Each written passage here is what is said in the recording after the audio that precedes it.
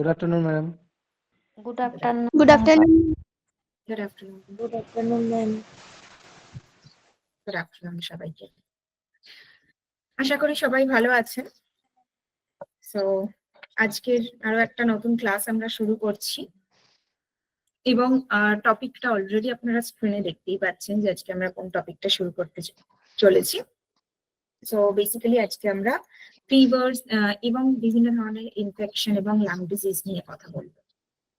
তো প্রথমেই বলে রাখি যে এই টপিকটা আমরা যখন পড়বো তো আমাদেরকে মনে রাখতে হবে যা কিছু প্রবলেম আমরা করব আজকে, ঠিক আছে, সেটা কোনো ইনফেকশন হতে পারে বা লাং ইনফেকশনস হতে পারে, মানে যে কোনো লাং ডিজিজ হতে পারে, যাই হোক না কেন সবকিছুরই প্রথম অবস্থা হচ্ছে এই ফিভার। আমরা ফিভারকে কিন্তু কখনোই একটা ডিজিজ হিসেবে ট্রিট করি না, রাদার ফিভার হচ্ছে জাস্ট একটা সিমটম। কিসের সিমটম? যে আমার বডির ভিতরে কোনো চেঞ্জেস হচ্ছে, সেই চেঞ্জেসটা আমরা ফিভারের মাধ্যমে বুঝতে পারি। অর্থাৎ ফিভার মানেই হচ্ছে টেম্পারেচার বেড়ে গেল, রাইট? এবার টেম্পারেচার কখন বাড়বে? যখন আমার বডিতে কিছু কাজ ঘটছে, রোজ যে কাজগুলো ঘটে সেগুলো ছাড়াও আমার বডিতে যদি এক্সট্রা কোনো কাজ ঘটে তাহলে দেখা যায় আমার বডি টেম্পারেচারটা বেড়ে যাচ্ছে। সেটা কতটা বাড়ছে? আমাদের নর্মাল যে টেম্পারেচার থাকে 98.4 ডিগ্রি ফারেনহাইট বা 37 ডিগ্রি সেলসিয়াস থাকে আমাদের নর্মাল টেম্পারেচার, এইটা বেড়ে যেতে পারে। ওকে, কি কারণে বাড়ছে? এই যে বললাম বডিতে যদি কোনো কাজ ঘটে, অর্থাৎ আমার বডিতে যদি কোনো ইনফেকশন হয়, তাহলে ইনফেকশন হয়েছে মানে আমার বডি তার এগেনস্টে একটা অ্যান্টিবডি তৈরি করছে। এবার অ্যান্টিবডি তৈরি হচ্ছে, সে সেই অ্যান্টিজেনটাকে প্রিভেন্ট করছে, সেই অ্যান্টিজেনটাকে ডিস্ট্রয় করছে। তার মানে কি এখানে একটা কাজ ঘটছে। যখনই আমরা কাজ করব আমরা গরম লাগে আমাদের, কারণ কি হিট জেনারেট হচ্ছে। সেম জিনিস আমার বডির ভেতরে ঘটে, যখনই আমরা কাজ করছি আমার বডি হিট জেনারেট করছে এবং যে কারণে আমার বডি টেম্পারেচারটা বেড়ে যাচ্ছে, ঠিক আছে। এবং ফিভারের সময় দেখা যায় যে আমাদের যে মেটাবলিক রেট রয়েছে অর্থাৎ বিএমআর, সেই বিএমআরটাও কিন্তু অনেকটাই বেড়ে যায় এবং সেই জন্য ফিভারের টাইমে আমরা অনেক বেশি দুর্বল হয়ে যাই। কারণ এক তো হচ্ছে যে আমরা খাবার খেতে পারি না, সেকেন্ডলি হচ্ছে আমরা যদিও বা খাবার খাই যেরকম আমরা আগে খাচ্ছিলাম সেরকমই খাচ্ছি। তো ক্যালোরি যেটা এক্সট্রা রিকোয়ারমেন্ট, যেহেতু ক্যালোরি ব্রেকডাউন বেশি হচ্ছে, কাজ বেশি হচ্ছে, তার মানে শরীরে ক্যালোরির ভাঙনটাও বা যে প্রোটিন বা যে ফ্যাট বা যে গ্লুকোজটা ছিল সেটার ভাঙনটাও বেশি হচ্ছে। এবার সেই জায়গায় দাঁড়িয়ে আমরা যদি প্রপার ক্যালোরিটাকে সাপ্লাই না করি তাতে কিন্তু দেখা যায় আমরা অনেক বেশি উইক হয়ে যাচ্ছি। তো এটাই কারণ যে ফিভারে আমরা কেন এত বেশি উইক হয়ে যাই। বেসিক্যালি ফিভার মানেই হচ্ছে আমাদের বডির টেম্পারেচারটা বেড়ে যাচ্ছে। এবার যদি এটার কারণ বলি, মানে কি কি কারণে বডি টেম্পারেচার বেড়ে যেতে পারে। প্রথম কারণ যেটা সেটা হচ্ছে এই ইনফেকশন। যে কোনো ইনফেকশন হলো বডি টেম্পারেচার বাড়বে, কারণ অ্যান্টিবডি তৈরি হচ্ছে, অ্যান্টিবডি অ্যান্টিজেনকে ডিস্ট্রয় করছে, এটা প্রথম কারণ। এছাড়াও দেখা যায় আমার বডির মেকানিজমের মধ্যে যদি কোনো সমস্যা হয় তখনও কিন্তু ফিভার দেখা যেতে পারে। যেরকম কারোর প্রচন্ড পেটে ব্যথা হচ্ছে তাতেও তার জ্বর আসতে পারে, বা কোথাও কেটে গেছে সেই কেটে যাওয়ার কষ্টটা এত বেশি তাতেও তার জ্বর আসছে। এটার মানে কি? এই যে কেটে গেছে মানে বডির যে সেল গুলো বা টিস্যু গুলো ওই জায়গায় নষ্ট হয়ে গেছে, সেখানেও আমার ইনার বডি কাজ করছে, টিস্যুটাকে রিজেনারেট করতে, রিপেয়ার করার কাজ করছে, এবং তার থেকে আমার বডিতে হিট জেনারেট হচ্ছে, ঠিক আছে। এছাড়াও দেখা যায় যে নর্মাল আমাদের যে পেইন গুলো থাকে, হয়তো প্রচন্ড মাইগ্রেনের ব্যথা, মানে মাথা যন্ত্রণা প্রচন্ড হচ্ছে, পেটে ব্যথা প্রচন্ড হচ্ছে, যাদের আর্থারাইটিস থাকছে তো সেই হাতে পায়ের যন্ত্রণা প্রচুর হচ্ছে, এই সব কারণের জন্য তাদের ফিভার আসে। আবার দেখা যেতে পারে যে আমার যদি কোনো সার্জারি হয়েছে, হ্যাঁ, কোনো অপারেশন হয়েছে, বা এই ধরনের কোনো কারণের জন্য আমি হসপিটালাইজড হয়েছি, এরকম কোনো সিভিয়ার কেস, তখনও আমার ফিভার আসছে। তো অ্যাকচুয়ালি বিষয়টা কি, ফিভার কিন্তু কখনো নিজস্ব এর কারণ থাকে না। ফিভার হওয়ার অর্থাৎ টেম্পারেচার বেড়ে যাওয়ার, ফিভার মানেই হচ্ছে হাই টেম্পারেচার। তাহলে টেম্পারেচারটা হাই হওয়ার পিছনে একটা কারণ অবশ্যই থাকে। যদি আমাদের যখন জ্বর হয়, তখন দেখতে আমরা প্রশ্ন করি যে কি হয়েছে, তার ডেঙ্গি হয়েছে, ম্যালেরিয়া হয়েছে, নাকি ভাইরাল ইনফেকশন হয়েছে, ইনফ্লুয়েঞ্জা হয়েছে, কি প্রবলেম হচ্ছে। শুধু জ্বর এইটুকু কোনো কারণ কিন্তু হতে পারে না। এটার মানে কি, মানে হচ্ছে আমার বডি টেম্পারেচার বাড়ার জন্য বডি মেকানিজমে যে চেঞ্জেস গুলো হচ্ছে সেইগুলোই রেসপন্সিবল। ঠিক আছে, এবং বডি টেম্পারেচারটা বাড়ছে কখন, এই টেম্পারেচার বাড়িয়ে দেওয়ার কাজটাও করে আমার ব্রেন। আমার ব্রেনের মধ্যে হাইপোথ্যালামাস রয়েছে, যারা আমার এন্টায়ার টেম্পারেচারটাকে রেগুলেট করে। ঠিক আছে, যেই মুহূর্তে দেখা যায় যে আমার বডি টেম্পারেচার বেড়ে গেছে, তখন কি হয়, যখন আমাদের জ্বর আসে তখন আমরা দেখি যে আমাদের কাঁপুনি দিচ্ছে একটা। হুম, এই যে কাঁপুনি দিচ্ছে, এটার মানে কি, সেখানেও ব্রেন আছে। ব্রেন তখন আমার পুরো বডিকে সিগন্যাল দেয় যে বডিকে ঠান্ডা করতে হবে, তখন প্রচুর জল সেখানে ইউজ হয়, এবং যার কারণে আমাদের কাঁপুনি দেয়। এবং যখন হাই হিটে পৌঁছে যায় আমাদের বডি টেম্পারেচারটা, যখন হাই হিটে পৌঁছে যায়, তখন কিন্তু আমরা দেখি যে আমাদের প্রচন্ড জল তেষ্টা পাচ্ছে, মুখটা পুরো শুকিয়ে যাচ্ছে, খুব ভালোভাবে বোঝা যায় যে আমাদের ঠোঁট শুকিয়ে যাচ্ছে। হুম, এটা থেকে কি ইন্ডিকেট করে যে আমাদের বডি ডিহাইড্রেটেড হচ্ছে, কারণ বডি টেম্পারেচারটা যেহেতু বেড়ে গেছে, তাই তাকে কন্ট্রোল করার জন্য, তাকে রেগুলেট করার জন্য শরীরে যে জলটা রয়েছে সেই জলটা ইউজ হচ্ছে, যে কারণে কিন্তু আমাদের এই ডিহাইড্রেশনটা আমরা দেখতে পারি। ঠিক আছে, এই কারণগুলো আমরা ফিভারের ক্ষেত্রে দেখি। এবার আমরা যেটা নিয়ে মেজরলি কথা বলবো ফিভারের মধ্যে, যেরকমটা বললাম যে অনেকগুলো কারণ হয় ফিভারে। টাইফয়েডের জন্য জ্বর আসছে, ম্যালেরিয়াতে জ্বর আসছে, ইনফ্লুয়েঞ্জাতে জ্বর আসছে, ভাইরাল ইনফেকশনে জ্বর আসছে, যে কোনো কারণেই জ্বর এলো। বাট যেটা ভীষণ সিভিয়ার একটা কন্ডিশনে চলে যায়, সেটা হচ্ছে লাং ডিজিজের ক্ষেত্রে। লাং ডিজিজের ক্ষেত্রে কিন্তু এই ফিভারটা পারসিস্টেন্টলি দেখা যায়, এবং হাই ফিভার, বডি টেম্পারেচারটা অনেকটাই বেশি। লাং ডিজিজের মধ্যে স্পেসিফিক্যালি কাকে ইন্ডিকেট করা হচ্ছে, টিউবারকিউলোসিস বা যক্ষা, বাংলায় যেটা বলে থাকি, বা টিবি, ইন শর্ট আমরা বলে থাকি টিবি। টিউবারকিউলোসিসকে ইন শর্ট বলা হয় টিবি। তো এই টিউবারকিউলোসিসে কি হয়, আমাদের আশেপাশে প্রচুর কিন্তু ভাইরাস, ব্যাকটেরিয়া সব ঘুরে বেড়াচ্ছে, যেগুলোকে আমরা খালি চোখে দেখতে পাই না।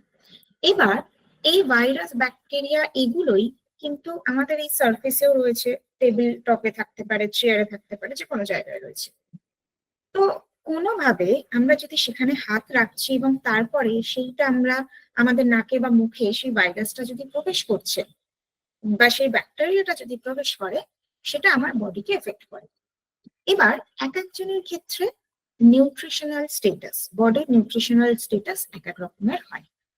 কেউ যদি প্রচন্ড বেশি ম্যালনারিশড থাকছে, তার ইমিউন সিস্টেম যদি ভীষণ ডাউনে থাকে, তাহলে এই ইনফেকশন হওয়ার চান্সেস গুলো বেড়ে যায়।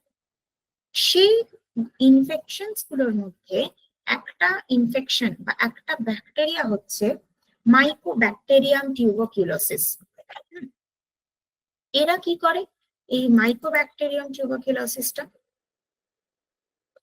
এটাকে যদি এইভাবে দেখাই, আচ্ছা, এই যে ছবিটা আমরা দেখতে পাচ্ছি, এই ছবিটার মধ্যে কি দেখছি, এই যে মাইকোব্যাকটেরিয়াম টিউবারকিউলোসিস, এদের এন্ট্রিটা কোথা থেকে হয় আমাদের শরীরে। আমাদের শরীরের যে ওপেনিংসটা রয়েছে, অর্থাৎ নাক বা মুখ, এর মাধ্যমে এই মাইকোব্যাকটেরিয়াম আমাদের শরীরের ভিতরে প্রবেশ করে।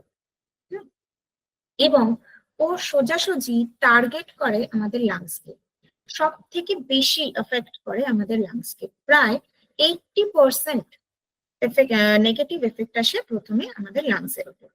এছাড়াও তার মানে এই নয় যে টিউবারকুলোসিস অন্য অর্গানকে এফেক্ট করে না। টিউবারকুলোসিসের কারণে বা এই মাইক্রোব্যাকটেরিয়াম টিউবারকুলোসিসের কারণে কিন্তু একই সাথে আমাদের কিডনি, হার্ট, আমাদের ভিশন হেলথ, আইজ সবটাই এফেক্টেড হতে পারে, কিন্তু ম্যাক্সিমাম এফেক্টটা আমরা দেখতে পাই লাংসের ক্ষেত্রে। কিভাবে ছড়াতে পারে এটা? এই যে বললাম কোথাও রাখা রয়েছে, সেই হাতটাই আমরা যদি চোখে নাকে মুখে দিচ্ছি তখন একদিকে একটা ভাবে আসতে পারে।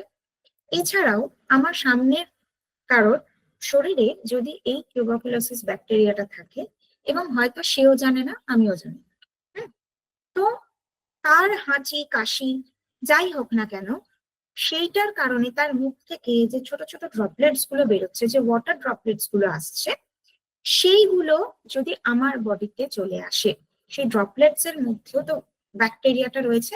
যখন আমি কথা বলছি, যখন আমি কাশছি বা হাঁচি হলো আমার, তার মানে কি আমার মুখ থেকে কিছু ওয়াটার ড্রপলেটস বেরোলো, সেইগুলোর মধ্যেও কিন্তু এই টিউবারকুলোসিসটা থাকছে।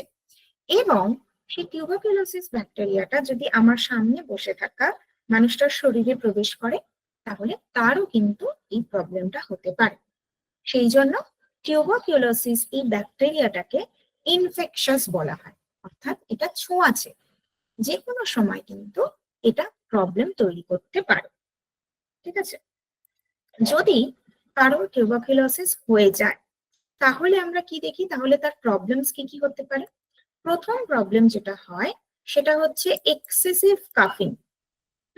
প্রচন্ড বেশি রকমের কাশি হতে থাকে এবং কাশির সাথে সাথে অতিরিক্ত হারে যদি কাশি হয় তখন কাশির সাথে রক্তও পড়তে পারে। হাই ফিভার দেখতে পারি, ঠিক আছে, এটাও দেখা যেতে পারে। এবং নেক্সট যেটা দেখা যেতে পারে চেস্ট পেন, যেহেতু লাংস কে এফেক্ট করে, লাংসটাকে অনেকটা ড্যামেজ করে দেয়, যে কারণে আমাদের চেস্ট পেন হয় এবং আমাদের শ্বাস নিতে কষ্ট হয়। শ্বাস নিতে অনেকটাই কষ্ট হয়, এক্ষেত্রে আমাদের একটু মানে কোনো কাজ করার পরেও আমরা হাঁপিয়ে যাই, প্রচন্ড রকমের রেসপিরেশন রেটটা আমাদের বেড়ে যায়। এবং এর সাথে সাথে দেখা যায় র্যাপিড ওয়েট লস। আমাদের বডিতে যেহেতু প্রপারলি অক্সিজেন পৌঁছতে পারে না, নিউট্রিয়েন্ট অ্যাবজর্পশনটাও এই সময় হ্যাম্পার হয় এবং যার কারণে rapid weight loss, extreme fatigue, এই প্রবলেমস গুলো দেখা যায়। ঠিক আছে, টিউবারকুলোসিসের ক্ষেত্রে। এবং টিউবারকুলোসিসের ক্ষেত্রে যদি আমরা বলতে যাই যে এর কজেসটা কি, কজটা কি আমরা প্রথমেই দেখলাম যে কেন হচ্ছে টিউবারকুলোসিস। এর রিস্ক ফ্যাক্টর কারা কারা এই সমস্যায় বেশি অ্যাফেক্টেড হতে পারে, এটা ভীষণ ইম্পর্টেন্ট। তার মধ্যে প্রথম হচ্ছে যেটা দেখেছিলাম যে কারোর যদি উইক ইমিউন সিস্টেম থাকে, ইমিউন সিস্টেমটা অনেকটা ডাউন, সেক্ষেত্রে হতে পারে।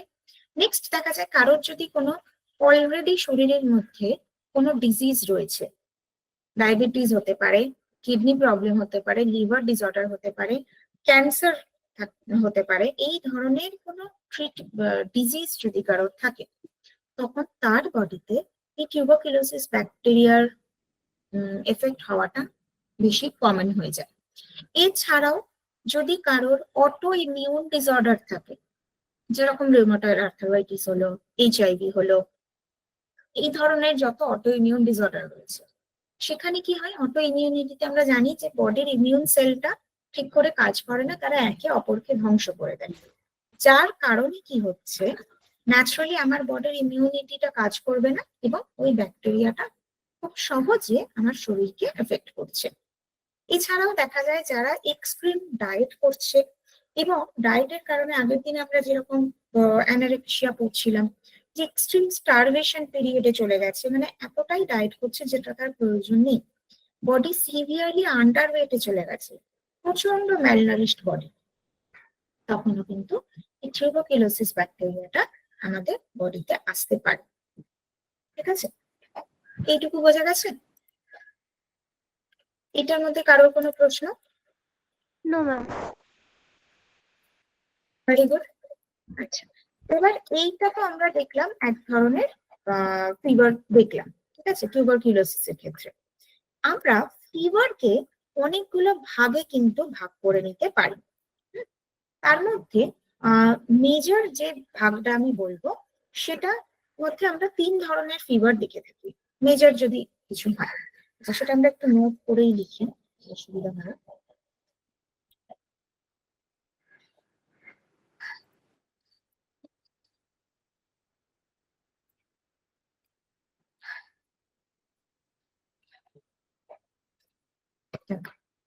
তাহলে প্রথম যে ভাগটা আমরা দেখবো সেটাকে আমরা বলবো অ্যাকিউট ফিভার। কেউ আনমিউট হয়ে আছে, একটু মিউট করে দেবেন। প্রথম ক্লাসিফিকেশন বা প্রথম টাইপটা আমরা বলতে পারি অ্যাকিউট ফিভার। এই অ্যাকিউট ফিভার মানেটা কি? যার সিভিয়ারিটিটা অনেকটা বেশি, শর্ট টার্ম হবে। অ্যাকিউট মানেই আমরা আগে দেখেছিলাম শর্ট টার্ম ফিভার যাকে বলা হয়। তাহলে অ্যাকিউট ফিভার মানে শর্ট টার্ম এবং কিছু দিনের জন্য, মানে কয়েকটা দিনের জন্য এই ফিভারটা আমাদের আসতে পারে, তাকে আমরা বলছি অ্যাকিউট ফিভার। ঠিক আছে, কয়েকদিন বা ম্যাক্সিমাম হয়তো কিছু সপ্তাহ সেটা থাকলো, সেই অবস্থাটাকে আমরা অ্যাকিউট ফিভার বলছি। কেউ আনমিউট হয়ে আছেন বোধহয়, একটু মিউট করে রাখবেন।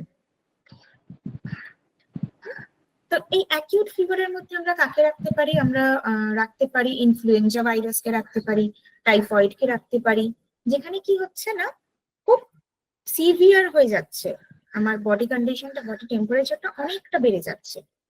ঠিক আছে, এক্ষেত্রে আবার হয় সাব অ্যাকিউট ফিভারও আমরা কিন্তু ধরতে পারি। মানে এই যে টাইফয়েড বললাম, টাইফয়েডটা কিন্তু আবার বেশ কিছু দিনের জন্য, কম্পেয়ার টু ইনফ্লুয়েঞ্জা, টাইফয়েডটা আবার বেশ কিছু দিনের জন্য আমরা দেখতে পাই। তো সেটাকে আমরা সাব অ্যাকিউট ফিভারও বলতে পারি। তারপরে যে টাইপটা আমরা বলবো দ্যাট ইজ পারসিস্টেন্ট ফিভার। ঠিক আছে, পারসিস্টেন্ট ফিভার বা এটাকে ক্রনিক ফিভারও বলা হয়। অ্যাকিউটকে যেরকম আমরা বলছি শর্ট টার্ম বলছি, এরপরেরটা বলছি ক্রনিক ফিভার বা পারসিস্টেন্ট।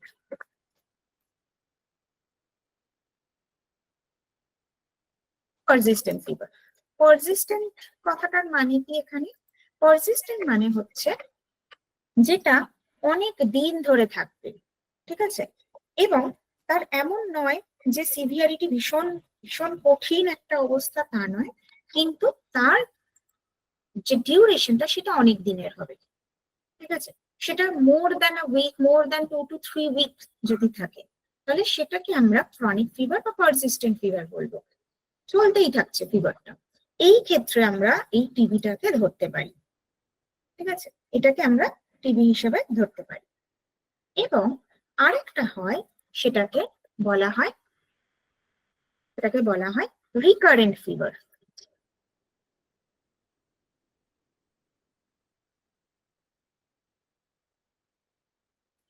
রিকারেন্ট ফিভার, রিকারেন্ট কথাটার মানে কি? যেটা বারবার ফিরে ফিরে আসে, একটা নির্দিষ্ট সময় অন্তর সেই ফিভারটা বারবার হচ্ছে, এরকম অবস্থাটাকে আমরা রিকারেন্ট ফিভার বলে থাকি।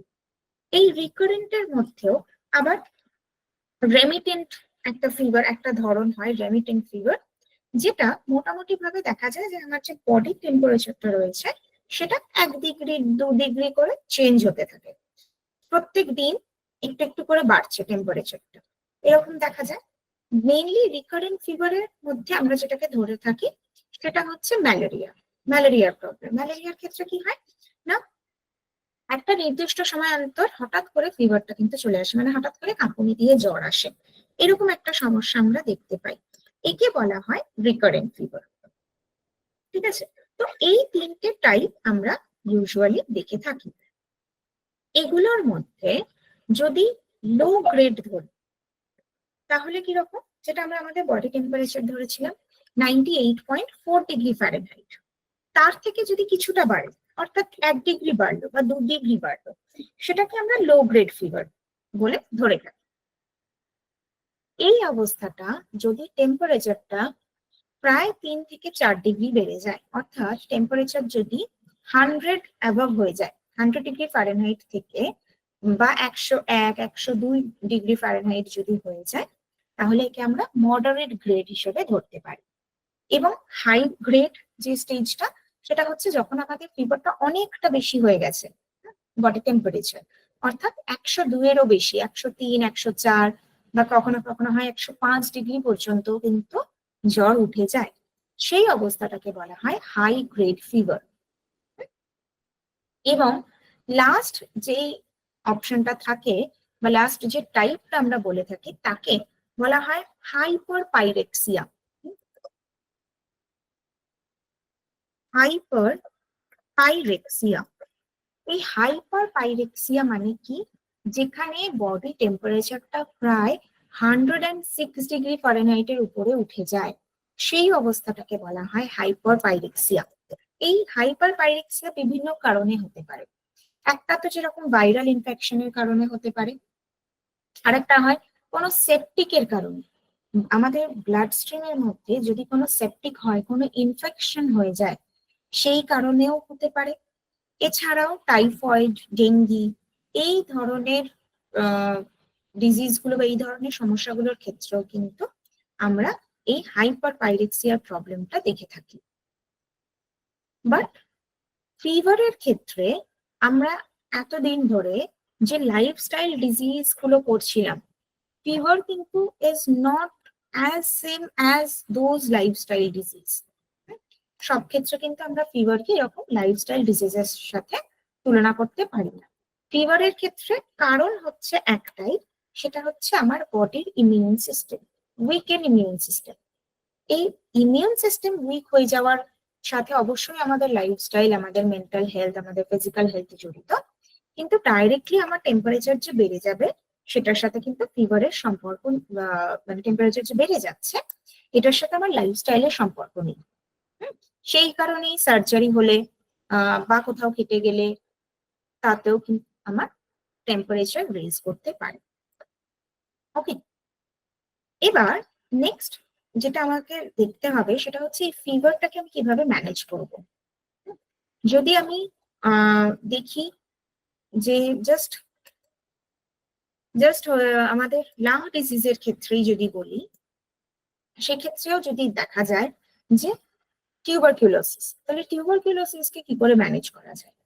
টিউবারকিউলোসিস ম্যানেজমেন্টের জন্য প্রথম যেটা দেখতে হয় সেটা হচ্ছে ওটার একটা থেরাপি থাকে টিউবারকিউলোসিসের জন্য। সেই থেরাপিটাকে বলা হয় ডট। ডট মানে হচ্ছে ডাইরেক্টলি অবজারভেশন থেরাপি।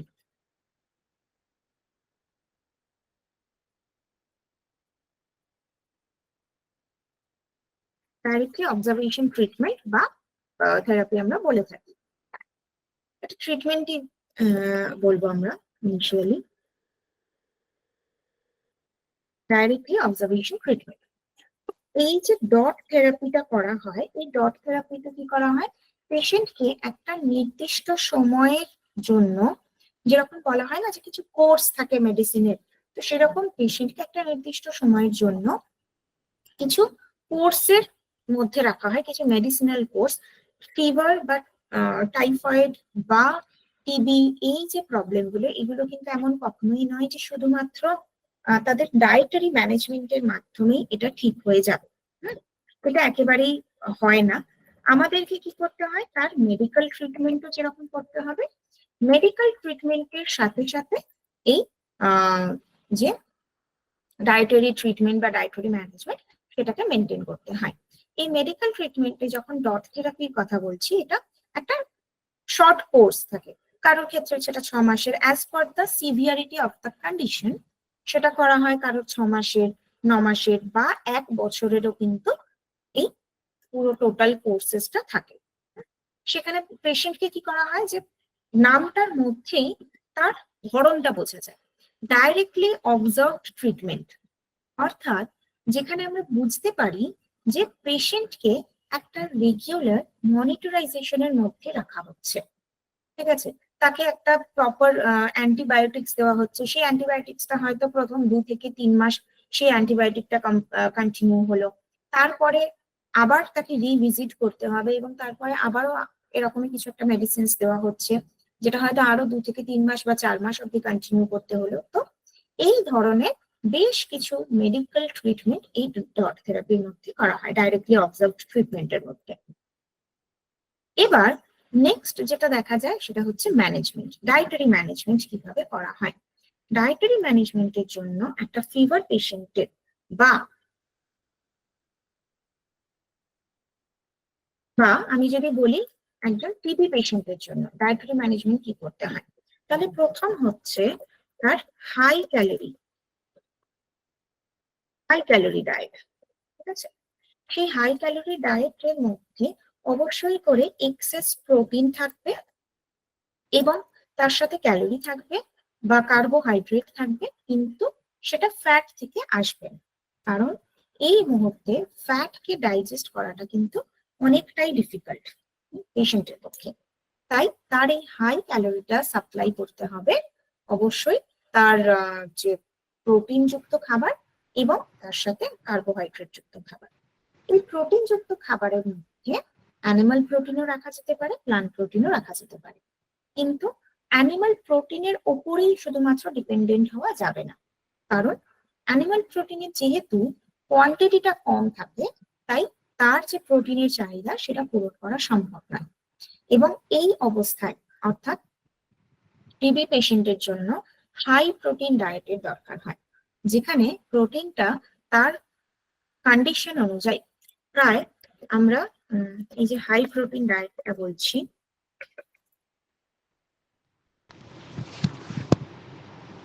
এই হাই প্রোটিন ডায়েটে পেশেন্টের কন্ডিশন অনুযায়ী প্রায় 1.5 থেকে 2 গ্রাম পার কেজি আইডিয়াল বডি ওয়েটের হিসেবে কিন্তু প্রোটিনটা দেওয়া যেতে পারে পার ডে।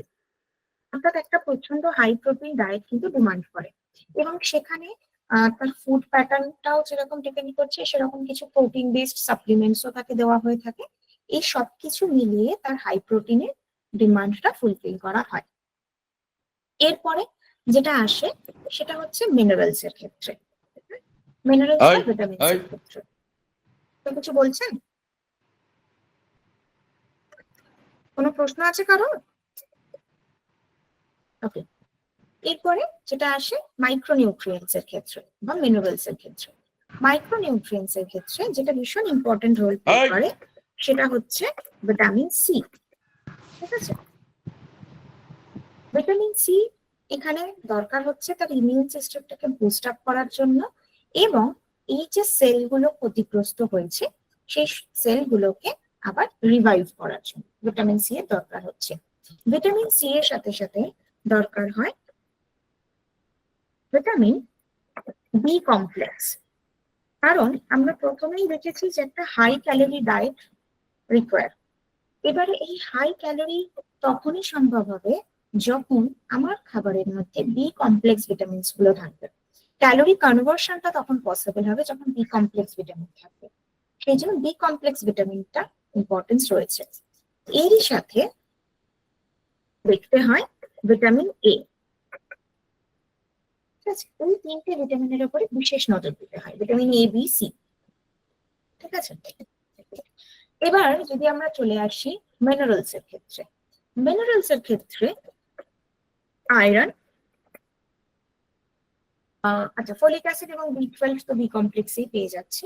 মিনারেলস এর মধ্যে আয়রনের উপরে বেশি জোর দিতে হয়, কারণ যেহেতু বললাম প্রথমেই যে কাশির সাথে রক্ত পড়ে, তাই জন্যই তো অ্যানিমিয়া হওয়ার একটা চান্স থেকে যায়। তাই পেশেন্টকে আয়রনের উপরেও জোর দিতে হয় মিনারেলস এর মধ্যে। ঠিক আছে, এর সাথে সাথে দরকার হয় সেলেনিয়াম। সেলেনিয়াম কেন? কারণ যেহেতু এটা অ্যান্টি অক্সিডেন্ট রিচ, তাই ও সেল ড্যামেজ গুলোকে প্রিভেন্ট করতে পারবে, লাংস হেলথটাকে বেটার করতে পারবে। সেই কারণে সেলেনিয়ামের উপরেও জোর দেওয়া হয়।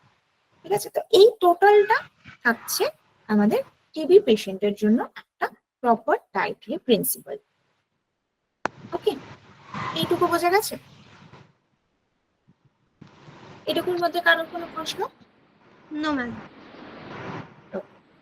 Very good.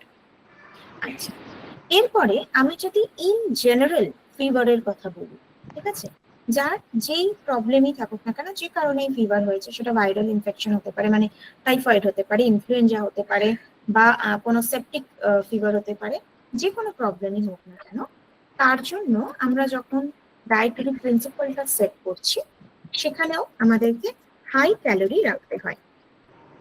অন্তত পক্ষে একটা পেশেন্টের সারাদিনে যতটা ক্যালোরির প্রয়োজন হচ্ছে, সাপোজ আমার যদি 2000 কিলো ক্যালোরির প্রয়োজন হয়, তাহলে আমার যে কন্ডিশন সেটার উপরে ডিপেন্ড করে অন্তত 25 থেকে 50% এক্সট্রা ক্যালোরি ডিমান্ড করে আমার বডি তাড়াতাড়ি রিকভার করার জন্য। ঠিক আছে, তার মানে আমার যদি 2000 কিলো ক্যালোরি সারাদিনের রিকোয়ারমেন্ট থাকে, তাহলে আমি ফিভারের সময় ওই মুহূর্তে যেহেতু আমার বিএমআরটা বেড়ে যাচ্ছে, মানে ক্যালোরি তৈরি হওয়া শরীরের ভেতরে যে ইন্টারনাল কাজগুলো হচ্ছে সেটার পরিমাণ বাড়ছে, তার জন্য ক্যালোরির চাহিদাটা বাড়ছে, সেই ক্ষেত্রে আমার তখন 25 থেকে 50% বেড়ে যাচ্ছে। অর্থাৎ আমার ক্যালোরিটা তখন 2000-এর জায়গায় 2500 কিলো ক্যালোরি বা 3000 কিলো ক্যালোরি পর্যন্ত আমি নিতে পারবো। আমার কিরকম কন্ডিশন রয়েছে, আমি কতটা উইক হয়ে গেছি এটার উপরে ডিপেন্ড করে। এবং এই ক্যালোরিটাকে মানে ইমিডিয়েটলি সাপ্লাই করার জন্য আমরা মেজরলি জোর দেবো সিম্পল কার্বোহাইড্রেটের উপর, সিম্পল সুগারের উপরে এক্ষেত্রে কিন্তু জোর দিতে হয় জ্বরের সময়। কারণ যে ফুডগুলো থেকে আমি ক্যালোরি পাবো সেই ফুডগুলো আমি যদি নর্মালি খাবার হিসেবে খেতে যাই, সেটাতে আমি অতটা খেতেই পারবো, কারণ আমার তখন টেস্ট বার্ডের সেই সেন্সটা নেই, যার ফলে জ্বরের সময় কি হয়, আমরা কেউ খেতেই পারি না বেশি। এবং তার সাথে সাথে প্রচুর রকমের অ্যান্টিবায়োটিক্স চলে, যে কারণে হয় কি আরোই আমরা কিছু খাওয়া দাওয়া করতে পারি না, খাবার ইচ্ছাটা প্রায় একেবারেই থাকে না বললেই চলে। সেই জন্য এই সময় কিছু সাপ্লিমেন্টস বা সিম্পল কার্বোহাইড্রেট এমন কিছু খাবার নিতে হবে যাতে করে আমার ক্যালোরি চাহিদাটা পূরণ হয়। একই সাথে দরকার হয় হাইড্রেশন। হাইড্রেশনটা ভীষণ ইম্পর্টেন্ট জ্বরের সময়। তাই ক্যালোরি এবং হাইড্রেশন এই দুটোকে যদি একসঙ্গে পেতে চাই, তাহলে আমি কি করতে পারি, ফ্রুটস নিতে পারি। প্রত্যেকবার যদি ফ্রুটসকে চিবিয়ে খেতে না পারি, তাহলে সেটার পরিবর্তে আমরা ফ্রুট জুস করে খেতে পারি। ফ্রুট জুস করলাম, সেই পাল্পটাকে ফেলে হয়তো দিলাম না, ঠিক আছে, ফ্রুট জুস করে মানে ফ্রুট শেক যেটা বলা হয়, স্মুদিজ টাইপের, সেরকম করা হলো। এবং তার মধ্যে হয়তো আমরা অ্যাডেড যোগ করলাম একটু গুড় বা হয়তো হানি বা চিনি, সেইগুলোকে আমরা যোগ করলাম। কারণ কি, এই মুহূর্তের জন্য এই এক্সেস ক্যালোরিটা আমার প্রয়োজন হচ্ছে। এছাড়াও আমরা বাকি সময় লিকুইডের যে চাহিদাটা সেটা পূরণ করার জন্য যেরকম জল নেওয়া হয়, প্লেন ওয়াটারের সাথে সাথে ওআরএস ওয়াটার বা ইলেকট্রলসও নেওয়া যেতে পারে। আগে because of that dehydration, body যেহেতু ডিহাইড্রেটেড হয়ে গেছে, তাই সেটাকে রিভাইভ করার জন্য আমরা ওয়াটার ইনটেকের সাথে সাথে ওআরএসটাকেও ইনটেক করতে পারছি। ঠিক আছে, এটা মেনটেন করতে হয়। নেক্সট দরকার হয়, এখানেও আমরা মডারেট প্রোটিন রাখতে পারি। আর প্রত্যেকটা জ্বরের ক্ষেত্রেই যে আমাদেরকে হাই প্রোটিন রাখতে হবে সেরকম ব্যাপার নেই, আমরা মডারেট প্রোটিন, যতটা আমাদের প্রোটিন রিকোয়ারমেন্ট সেটুকু রাখলেই চলে। জোর দিতে হয় যেটার উপরে জোর দিতে হয় সেটা হচ্ছে মাইক্রোনিউট্রিয়েন্টস, অর্থাৎ plenty of vitamins and minerals, এটার উপরে আমাদেরকে জোর দিতে হয়। এবং সেই জন্য অনেক ক্ষেত্রে দেখা যায়, যদি আমরা জ্বরের জন্য ডক্টরের কাছে যাই, তাহলে ডক্টররা যা কিছু মেডিসিন দিচ্ছে তো দিচ্ছে, তার সাথে সাথে একটা মাল্টিভিটামিন মাল্টিমিনারেলের ট্যাবলেট বা সাপ্লিমেন্টও সাজেস্ট করে থাকে। এটার কারণ হচ্ছে দুটো। একটা, আমার ডায়েটটাকে ইমপ্রুভ করার জন্য। আচ্ছা, সুবীর আলী মন্ডল, আপনি অনেকক্ষণ ধরেই আনমিউট রয়েছেন, আমি আপনাকে মিউট করেছি, বাট আপনি আবারও আনমিউট হয়ে গেছেন। হ্যাঁ, এটা একটু খেয়াল রাখুন সুবীর বাবু, ঠিক আছে? আমি আপনাকে মিউট করে দিলাম এখন। যদি কিছু প্রশ্ন থাকে তাহলে আনমিউট করবেন, না হলে একটু খেয়াল রাখবেন এটা। আচ্ছা, এই যে বললাম এক্সেস মানে মাল্টিভিটামিন মাল্টিমিনারেল ট্যাবলেট যেটা হয়, সেইটা দুটো কারণে দেওয়া হয়।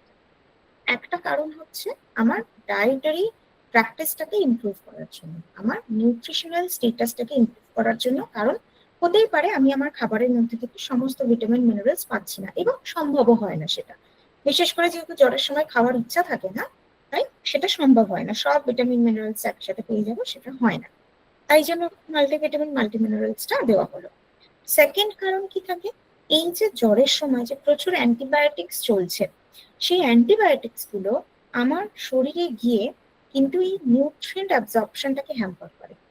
নিউট্রিয়েন্ট অ্যাবজর্পশন মানে স্পেশালি এই মাইক্রো নিউট্রিয়েন্টের অ্যাবজর্পশনটাকে কিন্তু হ্যাম্পার করতে পারে। সেই জন্য এই মাল্টিভিটামিন মাল্টিমিনারেল ট্যাবলেটটা আমাদের নেওয়াটা বিশেষ দরকার হয়ে যায় জ্বরের ক্ষেত্রে। ঠিক আছে, এইটুকু বোঝা গেল? এটার মধ্যে কোনো প্রশ্ন কারো? না ম্যাম। Very good. আচ্ছা, এরপরে নেক্সট, যে প্যারাসিটামলটা খাওয়াটাও যে খারাপ, ওটা একবার বলবো। প্যারাসিটামল খাওয়াটা খারাপ, মানে রিসেন্ট স্টাডিজে দেখা গেছে যে আমরা আগে কি হতো, প্যারাসিটামল মানে আমরা যে কোনো একটুখানি সর্দি হলো, গা হাত পা ব্যথা হলে আমরা প্যারাসিটামল খেয়ে নিতাম। কিন্তু রিসেন্ট স্টাডিজে, অনেকগুলো স্টাডিজে কিন্তু দেখা গেছে যে এই যে এক্সেস প্যারাসিটামল কনজাম্পশন, এটা আমাদের অন্য মানে জ্বরের ক্ষেত্রে তো অবশ্যই একটা রিলিফ দিচ্ছে, কিন্তু এটা আমাদের কিডনির উপরে এফেক্ট করে। ঠিক আছে, আমাদের কিডনি ডিসঅর্ডার, কিডনি স্টোন থেকে শুরু করে কিডনি ফেলিওর পর্যন্ত কিন্তু হতে পারে এক্সেস ইউজ অফ প্যারাসিটামলের জন্য।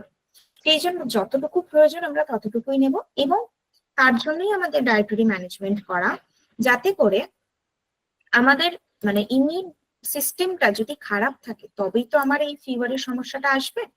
তো আমি আমার ইমিউন সিস্টেমটাকে কিভাবে ইমপ্রুভ করতে পারবো, সেই কারণেই আমাদের ডায়েটারি ম্যানেজমেন্ট। আর ইমিউন সিস্টেম ইমপ্রুভ করা মানেই সেখানে আমার ভিটামিন সি, প্রোটিন এবং বাকি যে অ্যান্টি অক্সিডেন্টস সেইগুলোকে রাখতে হবে। ভিটামিন এ, এগুলোকে আমাকে রেগুলার বেসিসে ইনটেক করতে হচ্ছে। আর এগুলো নেওয়া মানেই সেখানে আমাদের যে ফ্রুটস ভেজিটেবলস, তার থেকে আমরা প্রচুর পরিমাণে ফ্রেশ ফ্রুটস বা সিজনাল ভেজিটেবল, সিজনাল ফ্রুটস যা কিছু রয়েছে, এগুলো থেকে আমরা প্রচুর পরিমাণে মাইক্রোনিউট্রিয়েন্টস পাচ্ছি, আর তার সাথে প্রোটিন।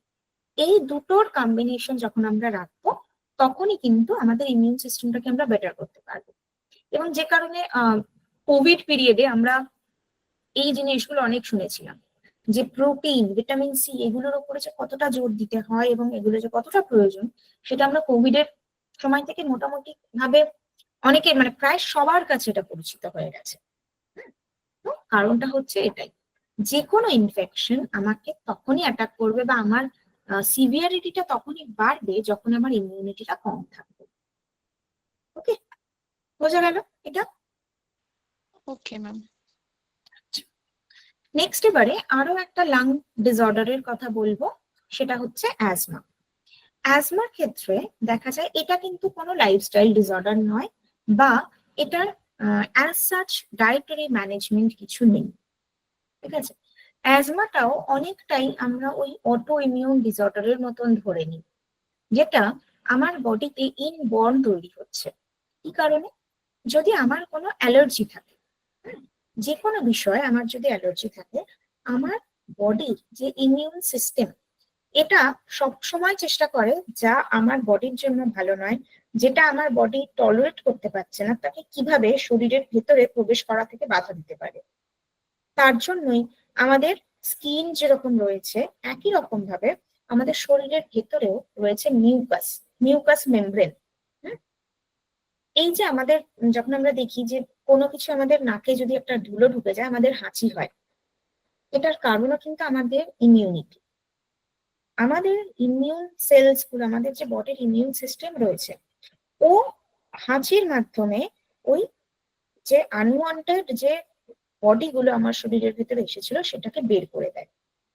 এবং একই রকম ভাবে আমরা যখন কোনো কিছু ইনহেল করছি, শ্বাসের মাধ্যমে কিছু যাচ্ছে বা মুখ দিয়ে যখন আমরা কিছু আসছে, সেটা যখন আমার এই জায়গাটা থেকে আসে, এখানেও রয়েছে মিউকাস মেমব্রেন। মিউকাস মেমব্রেনটা কি একটা পিচ্ছিল পদার্থ, সেটা আমার লাংস এর মধ্যেও রয়েছে।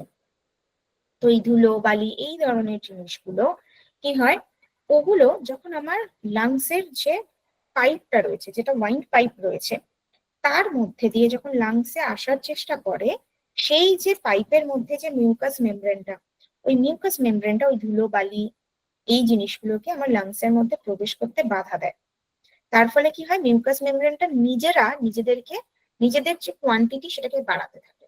যেটা হয়তো এইটুকু ছিল আস্তে আস্তে ওটা বাড়তে থাকবে। তার মানে কি, এই যে আমার উইন্ড পাইপটা যেটা এতটা ছিল, এর পুরো গায়ে মিউকাস মেমব্রেনটা ছিল, এর গায়ে ছিল মিউকাস মেমব্রেন। মিউকাস মেমব্রেনটা আস্তে আস্তে মোটা হচ্ছে, মোটা হতে গিয়ে কি হবে, পাইপের যে জায়গাটা সেই জায়গাটা সরু হয়ে যাচ্ছে, কারণ বাকিটা মিউকাস মেমব্রেন দিয়ে ভরে গেছে।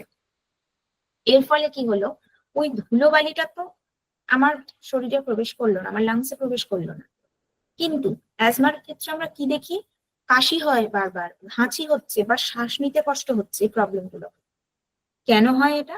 কারণ যদি উইন্ড পাইপটা সরু হয়ে যায়, আমার লাংসে যদি অক্সিজেন না আসে, ধুলোবালি এলো না ঠিক আছে, কিন্তু অক্সিজেনটাও তো সঠিক পরিমাণে এলো না, তার ফলে আমার বডির অক্সিজেন ডিমান্ডটা তো ফুলফিল হচ্ছে না, যেই কারণে কিন্তু আমাদের এই শ্বাসকষ্টজনিত সমস্যাটা দেখা যায় অ্যাজমার প্রবলেমে, যেটা আমরা এই ছবিটা থেকেও বুঝতে পারছি।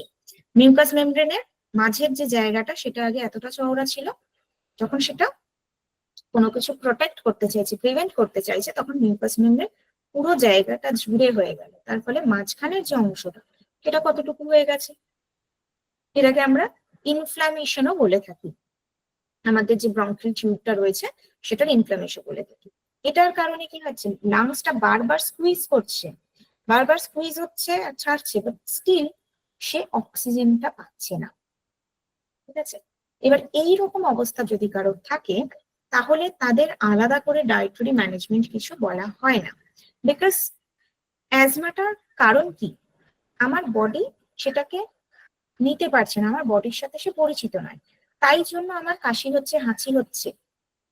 তাই আমাকে এটা সম্পূর্ণরূপে অ্যাভয়েড করতে হবে। আমার যদি ডাস্টে অ্যালার্জি থাকে, তাহলে আমি নিউট্রিশনাল ম্যানেজমেন্ট করে আমার ডাস্ট অ্যালার্জিকে সম্পূর্ণ ঠিক করে দিতে পারবো না। আমি কি করতে পারবো, যে সিভিয়ারিটিটা আগে হচ্ছিল, হুম, তার যে সিভিয়ারিটি সেটাকে হয়তো কিছুটা কমাতে পারবো, কিন্তু পুরোটা না। ডায়েটারি ম্যানেজমেন্ট কিন্তু অ্যাজমার ক্ষেত্রে অতটাও অ্যাপ্লিকেবল হয় না। ঠিক আছে, এই জিনিসটা আমাদেরকে মেনটেন করতে হয়, অর্থাৎ অ্যাজমা জারি থাকুক, তাকে ওটা কমপ্লিটলি অ্যাভয়েড করে দিতে হবে। বোঝা গেল? যেরকম আমরা ফুড অ্যালার্জির ক্ষেত্রে পড়েছিলাম, যদি কারো ফুড অ্যালার্জি থাকে তাহলে তাকে সেই খাবারটা সম্পূর্ণ অ্যাভয়েড করতে হবে। ওকে, বোঝা গেল এটা? এটার মধ্যে কারোর কোনো প্রশ্ন?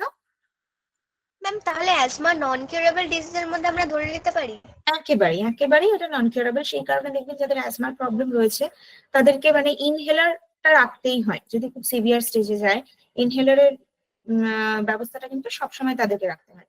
এমনকি এটাও দেখা যায়, আমি যদি প্রচন্ড স্ট্রেসের মধ্যে রয়েছি, প্রচন্ড অ্যাংজাইটির মধ্যে রয়েছি, বা কোনো একটা বিষয় নিয়ে খুব টেনশন করছি, হ্যাঁ, বা একটা ট্রমার মধ্যে চলে গেছি, তখনও কিন্তু এই অ্যাজমার টেন্ডেন্সিটা বেড়ে যায়।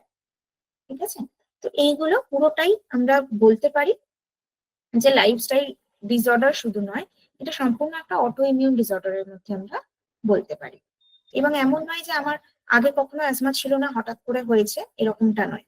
হঠাৎ করে যদি কারোর অ্যাজমা হয়, মানে আগে আমার ডাস্ট অ্যালার্জি ছিল না এখন হয়েছে, এরকমটা যদি ঘটে, তার মানে বুঝতে হবে এর আগের যে পিরিয়ডটা, এই পিরিয়ডটাতে আমার ইমিউন সিস্টেমটা উইক ছিল, সেটাকে আমি কাভার আপ করি, বা হয়তো আমার কোনো একটা সময় খুব ইনফেকশাস কোনো একটা ডিজিজ হয়েছিল, লাং ডিজিজই হয়তো কোনো একটা প্রবলেম হয়েছিল, সেটাকে আমি ঠিক করিনি, বা নিউমোনিয়া বা ব্রঙ্কাইটিস এই ধরনের কোনো লাং ডিজিজ হয়েছিল, সেটাকে ঠিক করা হয়নি, এবং সেটা বারবার প্রবলেম হয়েছে, বারবার হয়তো সর্দি কাশি জ্বরের মতন সমস্যা আমার লেগেই থাকে ইমিউনিটির কারণে।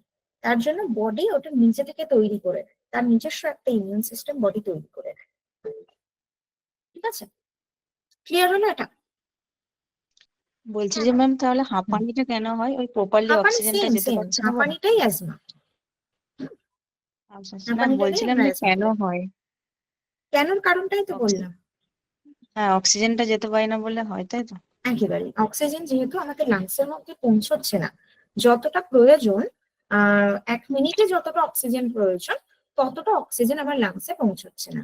এবার অক্সিজেনের কাজটা কি, অক্সিজেনের লাংসে পৌঁছানো মানে কি, সেখান থেকে হার্টে যাবে অক্সিজেন, তারপরে সে আমার সারা শরীরে যাবে, তো সেই কাজটা তো ঘটছে, হার্টের তো কোনো সমস্যা নেই।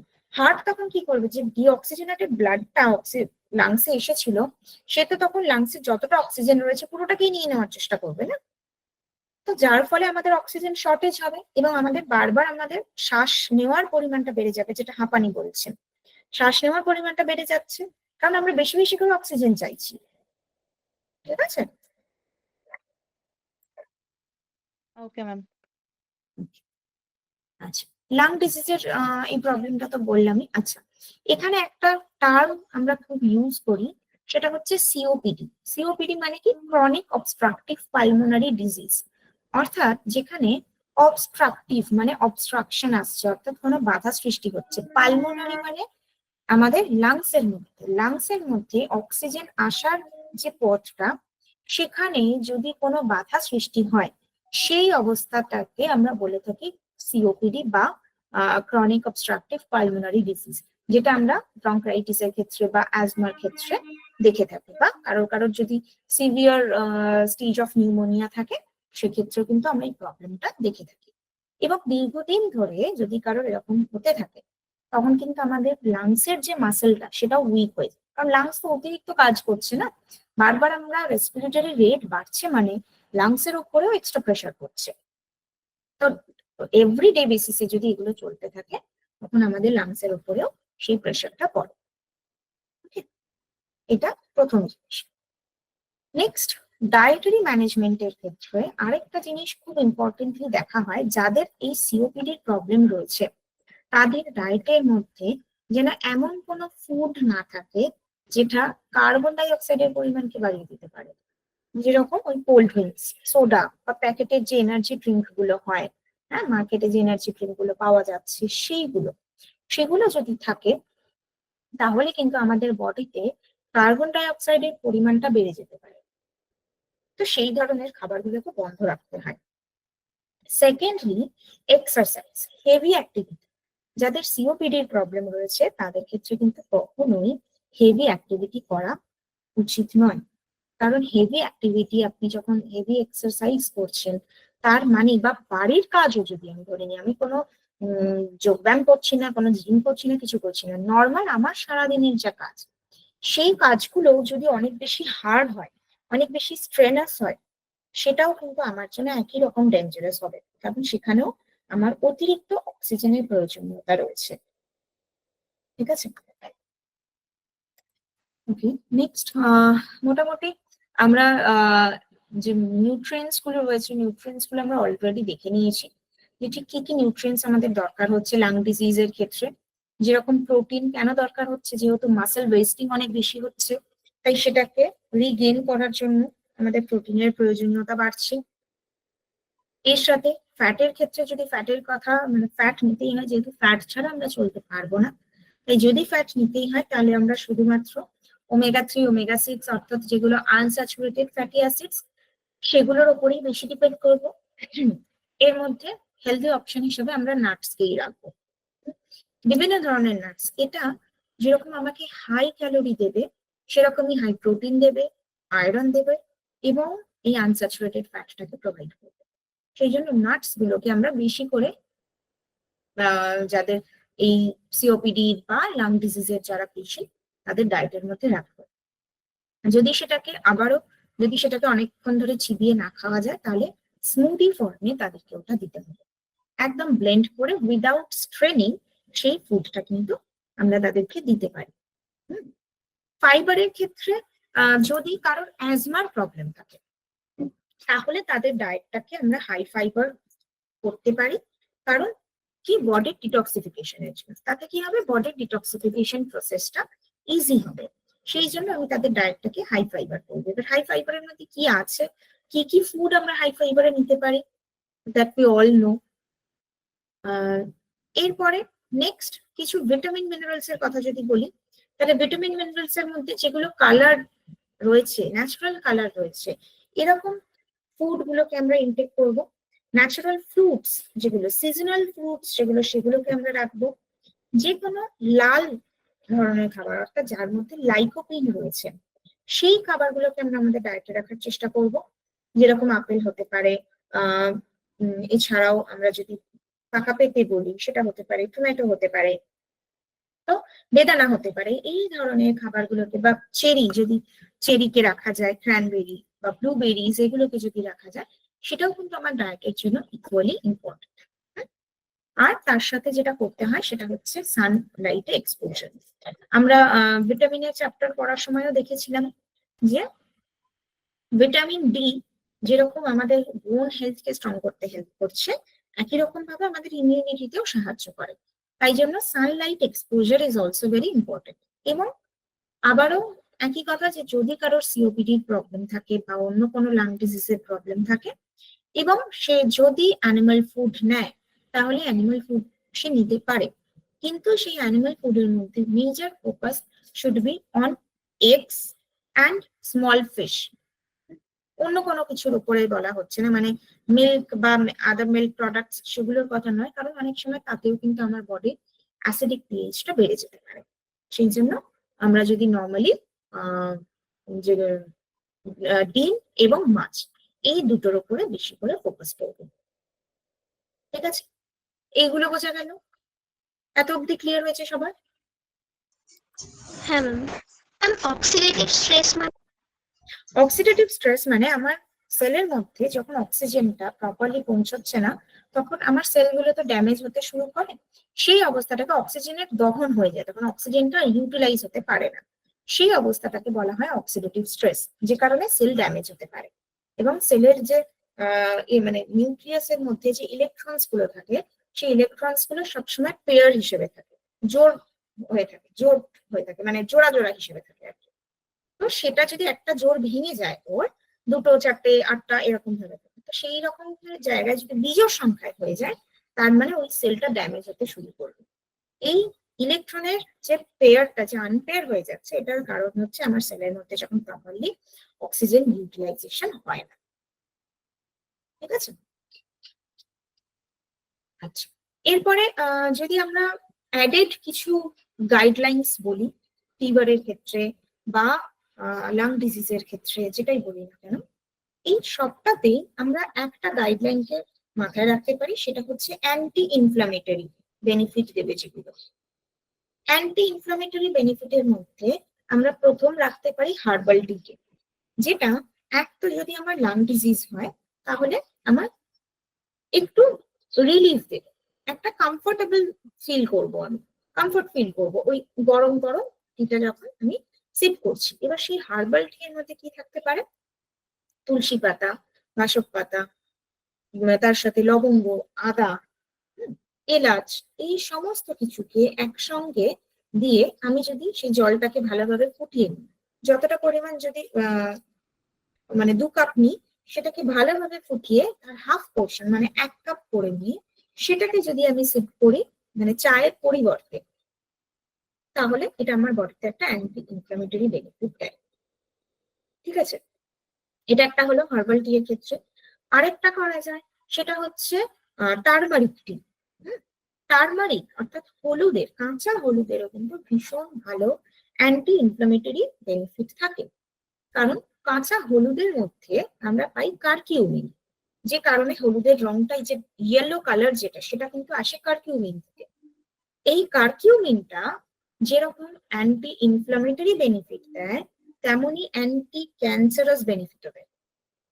ঠিক আছে, কিন্তু কারকিউমিনটা যদি আমি আলাদাভাবে খাই, নর্মালি যদি কাঁচা হলুদ খেয়ে নিলাম বা রান্নায় দিয়ে দিলাম, তাতে কারকিউমিন আমার বডিতে সেভাবে পোটেন্টলি কাজ করতে পারে। কারকিউমিনের অ্যাবজর্পশনের জন্য দরকার হয় পেপারাইন, যেরকম আয়রন অ্যাবজর্পশনের জন্য ভিটামিন সি এর দরকার, সেরকমই কারকিউমিন অ্যাবজর্পশনের জন্য দরকার হয় পেপারাইন। এই পেপারাইন থাকে ব্ল্যাক পেপারে। তাই আমরা যখন কাঁচা হলুদ খাচ্ছি, রান্নার জন্য ওই গুঁড়ো হলুদ নয়, কারণ কোন গুঁড়ো হলুদে কারকিউমিন আছে কোনটাতে নেই সেটা তো আমরা বুঝবো না, কাঁচা হলুদটাকে আমি প্রেফার করবো। তো কাঁচা হলুদ যখন আমরা ওই মানে টারমারিক টি নিচ্ছি, খুব সামান্য কাঁচা হলুদ যদি আমি দিচ্ছি এবং তার সাথে কিছুটা গোলমরিচ অ্যাড করছি, সেটাকে নিয়ে ভালোভাবে ফুটিয়ে তারপরে সেই চাটা যখন আমরা খাচ্ছি তাতেও কিন্তু আমার একটা অ্যান্টি ইনফ্লামেটরি এফেক্ট দেবে। ঠিক আছে, এই দুটো বোঝা গেল? অর্থাৎ আমরা যদি মানে ধরি যে ঠিক কি কি হার্বস আমাদের বডিতে অ্যান্টি ইনফ্লামেটরি এফেক্ট দিতে পারবে, তার মধ্যে বাসক পাতা থাকবে, তুলসী পাতা থাকবে, আদা থাকবে, লবঙ্গ থাকবে, এলাচ থাকতে পারে, কাঁচা হলুদ থাকতে পারে এবং গোলমরিচ থাকতে পারে। ঠিক আছে, এই সমস্ত কিছু কিন্তু আমার বডিতে অ্যান্টি ইনফ্লামেটরি বেনিফিট দিতে সাহায্য করে। ওকে, ক্লিয়ার হলো আশা করি এগুলো? আচ্ছা, এরপরে কি কি অ্যাভয়েড করতে হবে আমাদেরকে, সেইগুলো মোটামুটি সেমই থাকে। মানে এই যে অ্যাভয়েডেন্সের যে লিস্টটা, কি কি খাবো না, এক্সেস সল্টি ফুড খাবো না, বাইরের প্রসেসড ফুড খাবো না, জাঙ্ক ফুড খাবো না, এই জিনিসগুলো মোটামুটি সেমই থাকে, খুব একটা আলাদা কিছু থাকে না ডিসিজের ক্ষেত্রে। কারণ এই যে জিনিসগুলো যেগুলো আমরা অ্যাভয়েড করতে বলি সেই কোনোটাই ভালো নয়। তাই ডিজিজ কন্ডিশনে আমি যদি এই ফুডগুলো নিচ্ছি, ফ্রাইড ফুড হোক, জাঙ্ক ফুড হোক, ফাস্ট ফুড হোক বা প্রসেসড ফুড, ক্যান্ড ফুড যেগুলোর মধ্যে এক্সেস সোডিয়াম থাকছে, এই ধরনের ফুডগুলো যখন আমি নিচ্ছি, ও কিন্তু আমার ডিজিজড কন্ডিশনটাকে আরো অ্যাগ্রাভেট করে দেয়, আরো বাড়িয়ে তোলে। ঠিক আছে, সেই জন্য এই ধরনের খাবারগুলোকে আমরা সবসময় অ্যাভয়েড করব। ওকে, ক্লিয়ার হলো সবার কাছে? ম্যাম বলছি এগুলো ফোটানোর সময় কি ঢাকনা দিয়ে ফোটাবো? ঢাকনা দিয়ে হ্যাঁ চাপা দিয়ে ফোটাতে পারেন, এবং যে টেম্পারেচারটা সেটা কিন্তু একদম মিডিয়াম হিটে রাখতে হবে বা একদম আস্তে করে স্লো হিটে রাখতে হবে। আমরা কখনোই খুব হাই হিটে এগুলোকে করবো না, এগুলোকে স্লো কুক করতে হয়।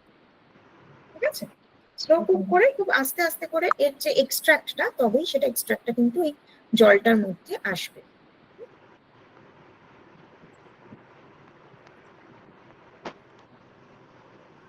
আর কোনো প্রশ্ন কারোর? বলছিলাম যে ম্যাম কোল্ড প্রবলেম থাকলেও তো এটা নেওয়া যেতে পারে। হ্যাঁ হ্যাঁ একদম, এগুলো পুরোটাই আমাদের ইমিউনিটিকে বুস্ট আপ করার জন্য, মানে অ্যান্টি ইনফ্লামেটরি বেনিফিট দেওয়ার জন্য হেল্পফুল। তো আমরা এগুলো প্রত্যেকে ইউজ করতে পারি, এবং যার কোনো সমস্যা নেই তারাও ইউজ করতে পারে। মানে এমন নয় যে শুধুমাত্র আমার ঠান্ডা লাগার ধাত হয়েছে বা আমার জ্বর হয়েছে বলেই আমি খাচ্ছি, তা নয়। আমি যদি নিজেকে ভালো রাখতে চাই তাহলেও করতে পারি, কারণ এই যে ইনগ্রেডিয়েন্টস গুলো, এগুলোর তো কোনো একটা বেনিফিট নেই, অনেকগুলো বেনিফিট থাকে। মেটাবলিজমকে ইমপ্রুভ করতে হেল্প করে, আমাদের বডিকে ডিটক্স করতে হেল্প করছে, হ্যাঁ, আমাদের স্কিন হেলথকে ভালো রাখতে হেল্প করে, অনেকগুলো বেনিফিট থাকে। আমাদের জয়েন্টস কে বেটার করে, মানে এই যে বোন পেন হচ্ছে বা ব্যথা যা কিছু হয় সেগুলোকে প্রিভেন্ট করতে হেল্প করে। তো আমরা প্রত্যেকেই এগুলো ইউজ করতে পারি। বলছিলাম যে ম্যাম আমি এগুলোর সাথে গ্রিন টি দিয়ে খাই, প্রবলেম আছে? গ্রিন টি দিতে পারেন, বাট গ্রিন টি তো আপনি ফোটাতে পারবেন না। মানে এইগুলোকে হ্যাঁ আগে মানে ফুটিয়ে নিয়ে তারপরে এই গরম যে এক্সট্রাক্টটা পেলেন অ্যাড তার করে দিই। মধ্যে আপনি অল্প একটুখানি গ্রিন টি দিয়ে দিতে পারেন। কিন্তু ইউজুয়ালি কি হয়, কোনো টি লিভস, সেটা গ্রিন টি হোক আর ব্ল্যাক টি হোক, যাই হোক না কেন, এই হার্বস গুলোর সাথে মিক্স না করাই ভালো। এবার যদি আমার কাছে সময় না থাকে, মানে সারাদিনে 4-5 বার এত কিছু করার মতন সময় বা সুযোগ কোনোটাই আমার কাছে নেই, তখন আমি কি বলবো, তখন আমাকে এটাই করতে হবে, কিছু করার নেই তখন। ম্যাডাম আমার একটা প্রশ্ন ছিল, বলুন। বলছি ওই পালমোনারি ডিজিজ যে ডটসের, বলছি ওইটা ওই পেশেন্ট যখন মেডিসিন স্টার্ট করে কতদিনের মধ্যে সেই মানে আর ছড়ায় না, সেটা একটু যদি বলেন ভালো হয়। আর এক্সট্রা পালমোনারি ডিজিজ যেটা হয় ডটসের, সেটা কেন হয় যদি একটু বলেন একটু ভালো হয়। ডটসের কি বললেন?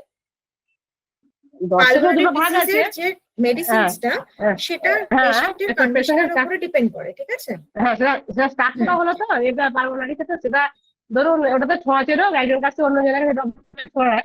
তো আমি যেটা জানতে চাইছি ওটা মেডিসিন চালু করার কতদিনের মধ্যে ওটা ছড়ায় না, আর এক্সট্রা হ্যাঁ, এবার পালমোনারি যেটা এটাই আছে হচ্ছে কথা। ওটা কারণটা কি? প্রশ্নের উত্তরটা আগে দিয়ে দিই। সেটা হচ্ছে যে আমার সিচুয়েশনটা কিরকম রয়েছে সেটার উপরে ডিপেন্ড করে। মানে ছড়ায় না বলতে আমার বডির মধ্যে ওই ভাইরাসটা বা ওই ব্যাকটেরিয়াটা কতটা এফেক্ট করেছে সেটার উপর ডিপেন্ড করবে। সেটা আমি কিভাবে বুঝবো? আমার সিভিয়ারিটিটার উপরে, আমার কন্ডিশনটা কিরকম, এই কন্ডিশনের উপরে ডিপেন্ড করে। পুরোপুরি কিওর হতে মিনিমাম 6 মাস থেকে 1 বছর সময় লাগে, পুরোপুরি যদি কিওর হওয়ার কথা বলা হয়। এবং 1 বছর পরেও কিন্তু একটা রেগুলার ট্রিটমেন্টের মধ্যে থাকতে হয়, একটা প্রপার ডায়েট। মানে 1 বছর ধরে আমি মেডিসিন নিচ্ছিলাম তাই জন্য একটা ডায়েট করছিলাম তা নয়। 1 বছর পরে যখন আমার মেডিসিন বন্ধ হয়ে গেছে, এই যে কোর্সটা চলছিল, এই কোর্সটা যখন আমার বন্ধ হয়ে গেছে, তারপরেও কিন্তু আমাকে একটা প্রপার ডায়েটের মধ্যে থাকতে হয়, এবং তার সাথে সাথে আমার লাইফস্টাইল প্র্যাকটিসেস গুলোকেও মেনটেন করতে হয়। ওকে, আচ্ছা, পরের প্রশ্নটা বলুন। আর আরেকটা ছিল যেটা এক্সট্রা পালমোনারি, যেটা হচ্ছে মানে ওই এক্সট্রা পালমোনারি রোগটা কেন হয়? এক্সট্রা পালমোনারি হ্যাঁ, যেমন চোখে হয়, কারো ঘাড়ে হয়, গলায় হয়, জেলে হয়, হাতে হয়, সেটা কেন হয়? এক্সট্রা সেটার জন্য একটু পালমোনারি জানতে বলে তো ওইভাবে মানে হাতে গলায় আলাদা করে কি রোগ হবে বুঝতে পারছি না। মানে এক্সট্রা পালমোনারি চাই। চোখে টিউবারকুলোসিসের কথা বলছেন আপনি?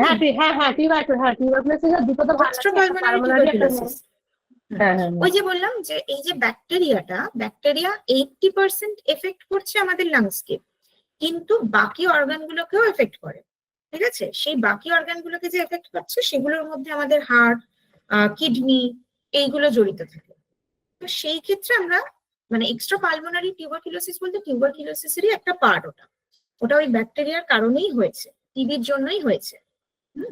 লাংস এফেক্টেড হয়েছে, এরপরে সে আমাদের গ্যাস্ট্রোইন্টেস্টাইনাল ট্র্যাক্ট হলো, আমাদের নার্ভাস সিস্টেম হলো, আমাদের হার্ট হলো, কিডনি হলো, এগুলোকে এফেক্ট করতে শুরু করে, এবং যে কারণে ওই অর্গান গুলোর সমস্যা তৈরি হয়। আমাদের হয়তো জয়েন্ট পেন দেখা গেল, ব্যাক পেন হচ্ছে, কোথাও কোথাও লিম্ফ নোড গুলোর সোয়েলিং হচ্ছে, মানে বেড়ে যাচ্ছে লিম্ফ নোড গুলো, গলায় হতে পারে, ঘাড়ের কাছে হতে পারে, লিম্ফ নোড গুলো বেড়ে যাচ্ছে, মাথা প্রচন্ড ব্যথা হচ্ছে। যদি আমাদের ব্রেন লাইনিং গুলোকে যদি এফেক্ট করে, নার্ভ সিস্টেমটাকে যদি এফেক্ট করে, তাহলে নিউরোলজিক্যাল কিছু ডিসঅর্ডার দেখা যেতে পারে। এই পুরোটাই হচ্ছে side effects of that tuberculosis bacteria. ঠিক আছে, আগে তার লাংসটা এফেক্টেড হয়েছে, তারপরে বাকি সমস্যাগুলো তৈরি হয়েছে। ম্যাম, যে চ্যাপ্টার গুলো পরীক্ষা হবে একবার বলবেন? যে চ্যাপ্টার গুলো পরীক্ষা হবে সেগুলোর মধ্যে রয়েছে আপনাদের dietary food trend, methods of enteral feeding, dietary management of childhood, dietary management in diabetes mellitus, dietary management in cardiovascular disease, dietary management for thyroid disorder, dietary management for PCOD and PCOS, management for anemia, management for gastrointestinal disease, and management for liver, gallbladder and pancreatic disease. ঠিক আছে, এই 10টা chapter থাকবে। Ma'am এগুলো এবার হোয়াটসঅ্যাপে দিয়ে দিতে বলুন না, ভালো হয়। হ্যাঁ, এগুলো দিয়ে দেওয়া হবে, যতদূর সম্ভব আজ বা কালের মধ্যেই আপনাদের কাছে মেসেজ চলে যাবে পরীক্ষার ডেট এবং সিলেবাস পুরোটা।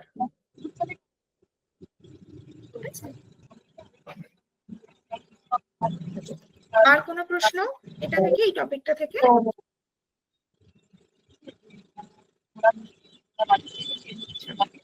আশা করি তাহলে আমাদের কাছে এই টপিকটা ক্লিয়ার হয়েছে।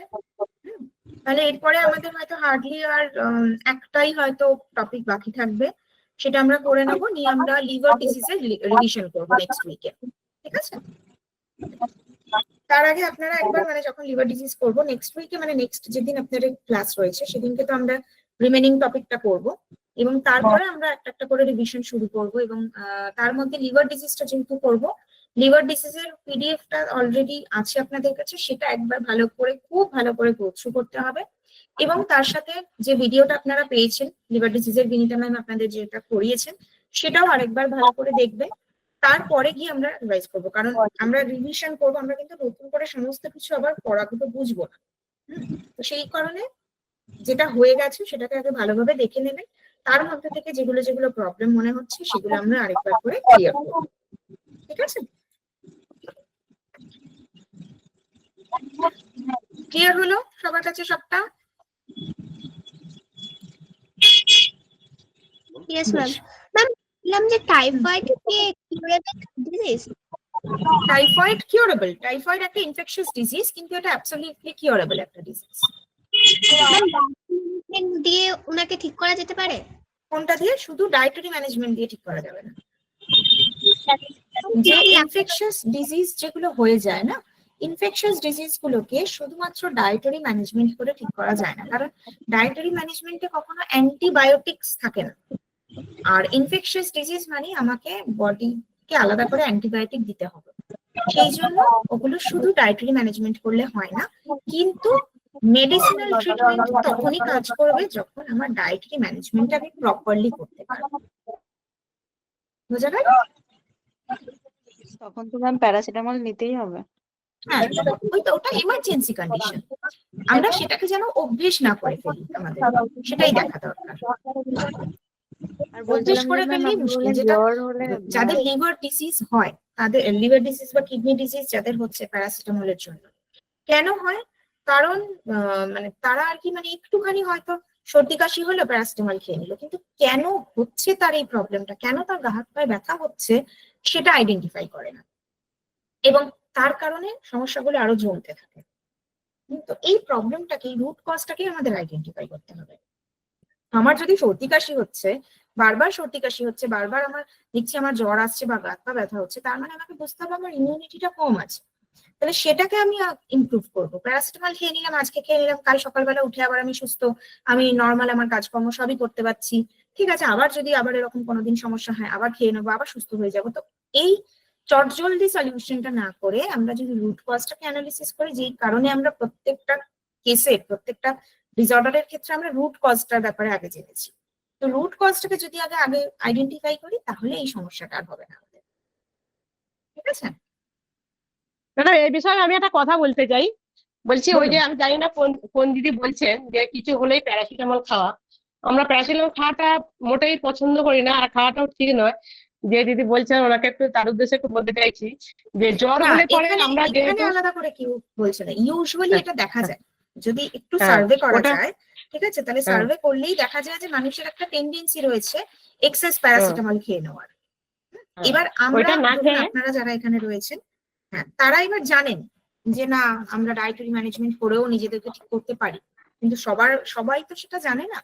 এবং সবাই যেটা ইনস্ট্যান্ট কাজ করছে যে জিনিসটা, তার অ্যাডভার্স এফেক্ট কি হতে পারে সেটাও বুঝতে পারে না, যে কারণে এই প্রবলেম গুলো তাদের ক্ষেত্রে বেশি দেখা যায়। হ্যাঁ সেই জন্য বলছি এমনি জ্বর যদি হয় সর্দি যদি হয় আমরা যেটা করছি এখন গরম জলে পা দিয়ে থাকলে, হ্যাঁ 2 বা 3 বার করে হট দিনে, বাথ। তাহলে কিন্তু জ্বরও কমে যাচ্ছে আর ঠান্ডা লাগাটাও কমে হুম। যাচ্ছে। ওইটা যদি হ্যাঁ, পরিমাণ খুব ভালো হয় তাহলে আর প্যারাসিটামল খেতে হয় না। প্যারাসিটামল খেলে আমরা জানি কিডনি প্রবলেম হয়, সেই জন্য আমরা জানি প্যারাসিটামল অ্যাভয়েড করুন। হুম, বাধ্য রাখবেন না, এই যে কৃত্রিম জ্বর তৈরি করুন, পায়েতে গরম জল দিয়ে খালি করে রাখুন, দেখবেন জ্বর কমে যাবে। এটা আমরা করছি, সবাইকে বলছি, তারা কিন্তু আচ্ছা, এইভাবে তারা সুস্থ হয়ে যাচ্ছে। বাহ, ভেরি গুড, ভেরি গুড। কিছু কিছু হোম রেমেডিস তো অবশ্যই থাকে, যেটাকে আমরা হট বাথ বা ফুড বাথ বলে থাকি, ফুড বাথ থেরাপি যেটা, সেই ফুড বাথ থেরাপিটা কিন্তু ভীষণ ভালো কাজ দেয়। নর্মাল যদি কারো সর্দি কাশিও হয় সেই ক্ষেত্রেও কিন্তু, বা হয়তো নর্মাল আপনার গা হাত পা ব্যথা হচ্ছে, সেক্ষেত্রেও আপনি যদি শুধুমাত্র ফুড বাথ করতে পারেন সেটাতেও আপনি অনেকটা রিলিফ পেতে পারেন, প্রত্যেকের ক্ষেত্রে। বলছিলাম যে ম্যাম ডিউরিং হুম। ফিভার শরীর উইক লাগে বললেন, ওইটা একবার বলবেন কেন? কোনটা বলুন? ফিভারের সময় আমরা প্রচুর উইক হয়ে যাই না, লাগছে ওই কারণ সময়। বডির বিএমআরটা বেড়ে যাচ্ছে, বিএমআর বাড়ছে মানে এনার্জির চাহিদাটা বাড়ছে। এবার সেই অনুপাতে যদি আমি খাবার না খাই, মানে সেই অনুপাতে আমি যদি আমার শরীরকে গ্লুকোজ না দিই, তাহলে আমার বডির যে এনার্জি চাহিদাটা বেড়েছে সেই এনার্জিটা তো তৈরি হলো না, যে কারণে আমি অনেক বেশি দুর্বল ফিল করব। বুঝতে গেল? আচ্ছা, ওকে। ঠিক আছে, তাহলে আশা করি এই টপিকটা আমাদের কাছে ক্লিয়ার হলো মোটামুটি। হ্যাঁ, তাহলে নেক্সট দিন কি আমরা লাস্ট যে টপিকটা রয়েছে সেইটা নিয়ে ডিসকাস করছি। আজকের মতন তাহলে আমরা ক্লাসটাকে এখানেই এন্ড করছি, নেক্সট দিনকে আবার দেখা হচ্ছে তাহলে সবার সাথে।